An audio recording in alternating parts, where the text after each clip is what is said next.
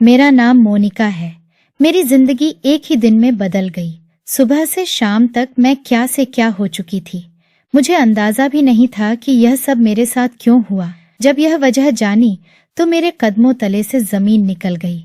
मेरी उम्र सिर्फ 16 साल थी और मैं इंटर की स्टूडेंट थी। आज मैं स्कूल से वापस आ रही थी।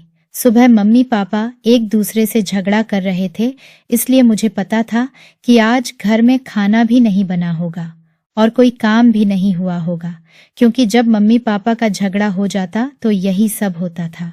मेरे पापा जुआ खेलते थे, उनको जुए की लत लग गई थी, लेकिन इसका मतलब यह नहीं था कि वह घर पर ध्यान नहीं देते थे। वह हमारे लिए कभी कभी घर का राशन ले आया करते थे। माँ लोगों के घरों में काम करती थी तो वह भी काफी पैसे कमा लेती थी, इसलिए मुझे कभी किसी चीज की कमी महसूस नहीं हुई, या मैंने कभी ऐसा कुछ मांगा ही नहीं जो मेरे माँ बाप ना दे सके। लेकिन मैं उनके झगड़ों से तंग आ गई थी। दोनों अच्छे माँ बाप बनकर मेरे साथ रहते थे, लेकिन वह अच्छे पति पत्नी नहीं थे। जब मैं स्कूल से वापस घर आ रही थी तो एक आदमी भागता हुआ आ रहा था। मैं उसके रास्ते से हट गई, क्योंकि वह जिस तरह से भागता हुआ आ रहा था मुझे लगा कि अपने ही किसी काम से भागता हुआ जा रहा है। लेकिन वह मेरे सामने आकर खड़ा हो गया और मैं उसे देखकर डर गई। मैंने उसे कहा, क्या बात है, क्यों मेरा रास्ता रोक रहे हो? मैं वहां से जाने लगी तो उसने कहा कि मेरी बात सुन लो, बहुत जरूरी बात है। तुम्हारी माँ तंदूर में गिरकर जल गई है, उन्हें अस्पताल ले जाया गया है, चलो मेरे साथ। यह बात सुनते ही मेरे हाथ से सामान गिर गया। मेरे घर में तंदूर था, क्योंकि माँ कहती थी कि गैस बहुत महंगी है, इसीलिए वह गर्मी सर्दी में तंदूर में कुछ लकड़ियां डालकर उसी में रोटियां लगाया करती थी। और वह वाकई इतना बड़ा था कि उसके अंदर कोई भी गिर सकता था। इसका मतलब कि यह आदमी झूठ नहीं बोल रहा था। मेरी आंखें भर आई। मैंने कहा कि मेरी माँ कहाँ है, मुझे उनके पास ले चलो। उस आदमी ने कहा, मेरे साथ चलो। वह मुझे अपनी गाड़ी तक लेकर आया और मैं गाड़ी में पीछे बैठ गई। गाड़ी वाकई उसी तरफ जा रही थी जिस तरफ अस्पताल था, जो हमारे घर से बहुत नजदीक था।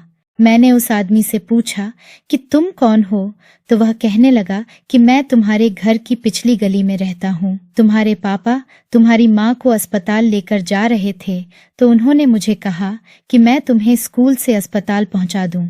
मैं बहुत रो रही थी। मैं सोच रही थी कि मेरी माँ कितनी तकलीफ में होगी, माँ को कितने जख्म लगे होंगे। भगवान करे उनकी जान बच जाए तो मैं उनका बहुत ज्यादा ख्याल रखूंगी।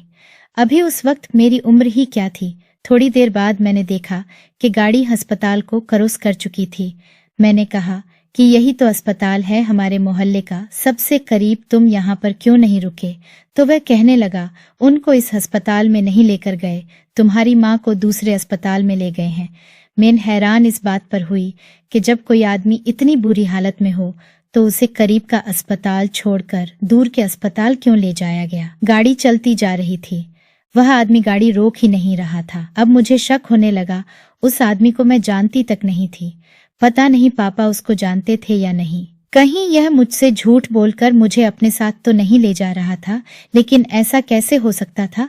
उसको कैसे पता कि हमारे घर में तंदूर है? क्योंकि तंदूर तो हमारे घर में ही था और हर घर में तंदूर नहीं होता। इसका मतलब ये झूठ नहीं बोल रहा था, शायद ये सच बोल रहा था। मैं ऊपर वाले से प्रार्थना करने लगी कि मेरी माँ को ज्यादा नुकसान ना पहुंचा हो।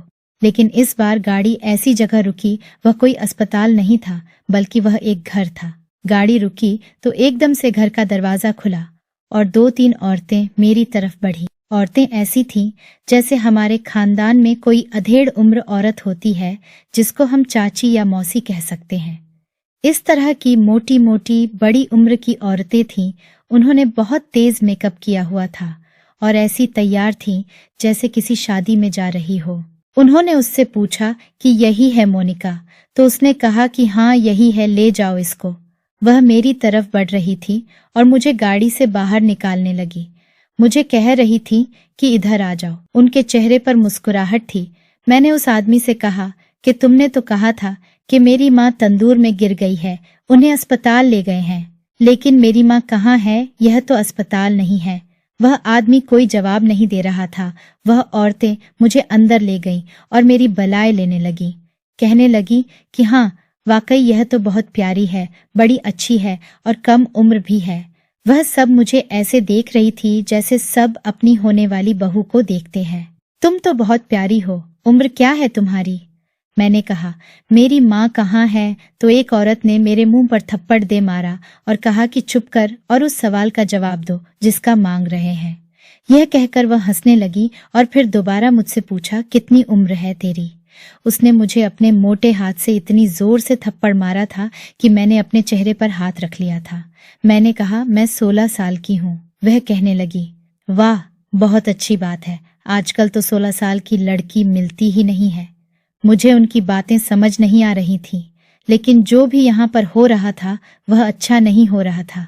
उन्होंने कहा कि अगर तुमने बेकार की बात की तो एक और थप्पड़ पड़ेगा, चुपचाप हमारे साथ चल। और मुझे अपने साथ ले जाने से पहले एक औरत ने मुझे पानी भी पिलाया, कहने लगी कि ये पानी पी लो।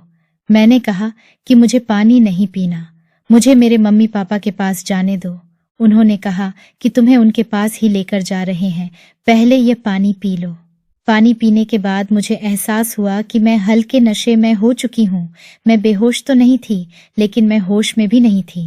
वह सब लोग मुझे दिखाई भी दे रहे थे। उन लोगों की मुझे आवाजें भी आ रही थीं, लेकिन मैं कुछ कर नहीं पा रही थी, कुछ बोल नहीं पा रही थी, पलट कर उनको जवाब नहीं दे पा रही थी। उन्होंने मुझे सजाना शुरू कर दिया और मेरे कपड़े बदल कर मेरे बाल बनाने लगी और फिर मेरे चेहरे पर मेकअप भी होने लगा। मेरी समझ से बाहर था कि आखिर ये सब क्या हो रहा है, ये मुझसे क्या चाहती थी, लेकिन मेरे हाथ पांव मेरा साथ नहीं दे रहे थे। मुझे उनकी आवाज तो आ रही थी पर जवाब नहीं दे पा रही थी। मुझे अपना आप भी आईने में नजर आ रहा था। वह मेरे चेहरे पर बहुत सारा मेकअप लगाकर मेरे होठों पर लाल लिपस्टिक लगा रही थी और मेरे बाल बना रही थी। शायद मैंने कपड़े भी लाल रंग के पहने थे। ये क्या हो रहा था? ऐसा लग रहा था कि जैसे मैं किसी सपने में हूँ, लेकिन यह सपना टूट ही नहीं रहा था। फिर वह औरत मुझे समझाने के बाद कहने लगी, देखो, तुम कितनी प्यारी हो, नजर ना लगे तुम्हें। मुझे उनकी ये हरकतें कुछ अजीब सी लग रही थीं। फिर एकदम अचानक ही मैं गहरी नींद में चली गई, लेकिन जब मेरी आंख खुली तो सब एक दूसरे को बधाइयां देने में लगे थे और फिर किसी ने मेरे मुंह में भी बड़ा सा लड्डू ठूंस दिया कि तुम भी अपना मुंह मीठा करो। उसके बाद वहां से मुझे गाड़ी में बैठाकर कहीं ले जाने लगे। यह यात्रा खत्म हुई तो मैं एक घर में पहुंच गई। मुझे कमरे में बैठा दिया गया। मैं बिस्तर पर बैठी थी कमरे में, हर तरफ फूल लगे हुए थे। थोड़ी देर में इसी तरह बैठी रही और फिर मेरा थोड़ा नशा उतरा तो मैंने आसपास देखा। मैं समझ गई कि यह तो किसी दुल्हन का कमरा है। मैंने खुद को देखकर चीखना चिल्लाना शुरू कर दिया, क्योंकि मैं ही दुल्हन के जोड़े में खड़ी थी। एकदम से एक औरत बाहर से आई और मुझे फिर से एक जोरदार थप्पड़ मार दिया और फिर मैं जोर जोर से रोने लगी। मुझे उस औरत ने कहा, अब तू क्यों पागल की तरह रो रही है? तेरी शादी करवा दी है हमने अपने भाई के साथ। तू बहुत खुश रहेगी इस घर में। अब तू हमारी भाभी है और तू क्यों पागलों की तरह यह अजीब अजीब हरकतें कर रही है? आज के बाद तेरी जिंदगी में सब अच्छा ही होगा। आज का दिन तेरी जिंदगी का सबसे खास दिन है। मैंने कहा कि मेरी माँ कहाँ है? तो वह कहने लगी, तेरी माँ बिल्कुल ठीक है और वह इस रिश्ते से खुश भी है। सुबह वह तुझसे खुद मिलने आ जाएगी। उन्होंने खुद तेरा रिश्ता मेरे भाई के साथ करवाया है। क्यों रो रो कर खुद को थका रही है? कभी ना कभी तो तेरी शादी होनी ही थी, तो समझ, आज तेरी शादी हो गई है। वैसे भी तेरे माँ बाप के बहुत सारे पैसे बच गए हैं और दूल्हे को देखेगी ना तो बहुत ज्यादा खुश हो जाएगी। बार बार क्यों मजबूर करती है कि तुझ पर हाथ उठाए? तू बड़ी भाभी है हमारी, हम तुझ पर हाथ नहीं उठा सकते। अब चुप करके बैठ जा, अभी तेरा पति आ जाएगा। तेरा पति जो कहेगा वही करना, वह तेरा बहुत ख्याल रखेगा। मैंने कहा, तुम लोगों ने मुझे किडनैप किया है। यह सब मेरे माँ बाप की मर्जी से नहीं हो सकता। वह मेरी शादी नहीं करना चाहते थे। मुझे मेरे माँ बाप से मिलवा दो। वह कहने लगी, पागल, जो लोग किडनैप करते हैं वह शादी नहीं करते। तू अभी छोटी है, तुझे सब समझ आ जाएगा। अब हम जा रहे हैं इस कमरे से और अभी तेरा पति यहाँ पर आएगा। उसके सामने यह हंगामा मत करना, वह बहुत गुस्से वाला है। उसके साथ प्यार से बोलना। अगर तुम उसकी इज्जत करोगी तो वह भी तुमको इज्जत देगा। अगर उसके सामने इस तरह की बेकार हरकतें की तो तुझे उठाकर कमरे से बाहर फेंक देगा। मैं बुरी तरह डर चुकी थी कि मेरे साथ क्या हो गया है। क्या वाकई मेरी शादी हो गई थी, वह भी ऐसे इंसान के साथ जिसको मैंने देखा भी नहीं था। मेरी शादी में मेरे माँ बाप नहीं थे। मेरी माँ के बारे में झूठ बोलकर मुझे यहाँ तक लाया गया। उन लोगों ने मुझे किडनैप किया था। ये झूठ बोल रहे थे कि सब कुछ मेरे माँ बाप की मर्जी से हुआ है। ऐसा कैसे हो सकता था कि वह अचानक से मेरी शादी करवा देते, और वह भी अपनी गैर मौजूदगी में। लेकिन फिर एक बात मेरे दिमाग में बिजली की तरह आई कि सुबह मम्मी पापा की लड़ाई किस बात पर हुई थी। मुझे याद है कि जब वह लोग झगड़ा कर रहे थे तो मैं कमरे में बैठी स्कूल जाने के लिए तैयार हो रही थी। मैं उनके झगड़ों में कभी भी नहीं बोलती थी, क्योंकि मुझे पता था यह उनकी रोज की रूटीन है। लेकिन मुझे उनकी आवाजें आ रही थीं, उस पर मैं ज्यादा ध्यान नहीं दे रही थी। मैंने अपने दिमाग पर जोर डालना शुरू किया कि वह क्या बात कर रहे थे, उनके शब्द क्या थे। मैंने उस सारे मंजर को अपने दिमाग में सोचना शुरू किया। सबसे पहले मेरी माँ ने जमीन पर एक बर्तन फेंका था और कहा था कि मुझे पता था तुम यही सब करोगे, तुमसे और कोई उम्मीद थी भी नहीं मुझे, लेकिन इतनी बुराई की उम्मीद नहीं थी। फिर मेरे पापा माँ से कह रहे थे कि अब हो गया जो हो गया, मैं क्या कर सकता हूँ। मुझे क्या पता था ये हो जाएगा। मैं भी पिता हूँ, पिता भी औलाद और पत्नी बच्चों के लिए ही सब कुछ करता है। मुझे यह पैसे मरने के बाद अपने साथ नहीं लेकर जाने। मैंने जो कुछ किया है तुम लोगों के लिए ही किया है। दिमाग पर बहुत ज्यादा जोर डालने के बावजूद भी मुझे मेरे माँ बाप की पूरी बात समझ नहीं आई थी, लेकिन अभी तक मेरे आंसू नहीं रुक रहे थे। मैंने आसपास देखा और सोचने लगी कि यहाँ से भाग जाऊं, लेकिन मुझे यकीन था कि वह चारों की चारों औरतें कहीं आसपास ही हैं। अगर मैं यहाँ से भाग गई और अगर फिर से उनके हाथ आ गई तो मुझे मार मार कर मेरा कचुम्बर निकाल देंगे। लेकिन मैं करूं तो करूं क्या, मैं इन्हीं सोचों में गुम थी। तभी बहुत सारे बच्चे कमरे में आए। मैं हैरान थी क्योंकि उन बच्चों में कम से कम 1 साल का गैप था। थोड़ी देर बाद मेरा पति भी कमरे में आ गया। मैं उसे देखकर हैरान थी क्योंकि उसकी उम्र कम से कम 30-32 साल थी। कहाँ वह और कहाँ मैं, मुझे देखकर वह मुस्कराने लगा और फिर बच्चे उससे पूछने लगे कि यह कौन है, तो उसने कहा कि यह तुम्हारी नई माँ है। ये सुनकर मैं हैरान रह गई। मैंने सोचा कि इसने अपनी पहली पत्नी का खून इसी तरह से चूसा होगा। बच्चे आकर मेरे आसपास बैठ गए। फिर उसने बच्चों को बाहर निकालने को कहा। वह बच्चे एक ही जगह पर बैठे रहे, वह कमरे से बाहर नहीं जा रहे थे। उसने बच्चों को मार पीट कर उनको जूते दिखाए, तब जाकर वह सारे के सारे बाहर निकल गए। वह फिर मुंह से कहने लगा कि आज से तुम इन बच्चों के साथ रहने की आदत डाल लो। मैं तुम्हारा पति हूँ। मैंने अपने पति से कहा कि तुम मेरे पति हो ना, तुम्हारा काम मेरी रक्षा करना है। तुम मुझे प्लीज मेरे माँ बाप के घर ले जाओ, मैं उनसे मिलना चाहती हूँ। पता नहीं उनके साथ क्या हुआ है। मेरे पति ने आराम से मेरी बात सुनी और उसके बाद मुझे धक्का देकर बोला कि बस बहुत हो गया, मैं तुम्हें यहाँ अपने बच्चों की देखभाल करने के लिए लाया हूँ। इसलिए नहीं लाया कि तुझे तेरे घर वालों के पास ले जाता रहूं। तेरे दिल की मुझे कोई परवाह नहीं है। तू आज से मेरी पत्नी है और इन सारे बच्चों की माँ। यह याद रखना, उन सबको संभालना, घर के सारे काम करना अब तुम्हारी जिम्मेदारी है। नहीं तो तुझसे जबरदस्ती तलाक लेकर सड़क पर फेंक दूंगा। और यहाँ से भागने की कोशिश की तो अंजाम अच्छा नहीं होगा। मैं हैरान रह गई और फिर मैं रोने लगी। वह रात मेरी जिंदगी की सबसे बुरी रात थी। सुबह तक मैं मासूम बच्ची नहीं रही थी। मैंने जिंदगी की सारी हकीकत एक दिन में ही देख ली थी। इस दिन ने मेरी जिंदगी को बदल कर रख दिया। सुबह में एक मासूम सी बच्ची थी जो पढ़ने के लिए स्कूल जा रही थी, और रात होने तक मैं 8 बच्चों की माँ बन चुकी थी। मैं इसी घर में रहने लगी। मैं अपने माँ बाप के बारे में सोचती रहती थी कि आखिर उनसे किस तरह मिलूं। शायद उनको तो पता भी नहीं कि मेरे साथ क्या हुआ। मेरे पास कोई रास्ता नहीं था। ये इंसान वाकई एक जालिम इंसान था, बल्कि इंसान नहीं, दरिंदा था। इसके इतने सारे बच्चे थे, उसको किसी की परवाह नहीं थी। बहुत ज्यादा खाना खाता था और घर में पैसे भी बहुत लाता था। उसके बच्चे मेरा दिमाग खराब करके रखते थे। लेकिन उनकी बड़ी बहन समझदार थी, जो कि 12 साल की थी। उसकी और मेरी उम्र में ज्यादा फर्क नहीं था। वह मेरा बहुत ख्याल रखती और मेरा साथ भी देती थी।